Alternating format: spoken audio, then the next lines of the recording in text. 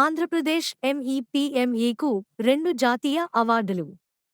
ఆంధ్రప్రదేశ్ పట్టణ పేదరిక నిర్మూలన సంస్థ మెప్మా, దీన్ దయాళ్ అంత్యోదయ యోజన జాతీయ పట్టణ జీవనోపాధుల మిషన్ కార్యక్రమాలు విజయవంతంగా అమలు చేసినందుకు 2023-24 సంవత్సరానికి spark systematic progressive analytical real time ranking award, trace performance recognition for access to financial inclusion street vendors empowerment పురస్కారాలు లభించాయి. న్యూఢిల్లీలో జరిగిన అవార్డుల ప్రధానోత్సవం కార్యక్రమంలో కేంద్ర పట్టణాభివృద్ధి శాఖ మంత్రి మనోహర్ లాల్ ఖట్టర్, సహాయ మంత్రి జోఖాన్ సాహు చేతుల మీదుగా మెప్మా మిషన్ డైరెక్టర్ వి. విజయలక్ష్మి ఈ అవార్డులను అందుకున్నారు. MEPMA mission for elimination of poverty in municipal areas. MEPMA September 1, 2007న ప్రారంభించారు. దీని ప్రధాన కార్యాలయం గుంటూరులో కలదు.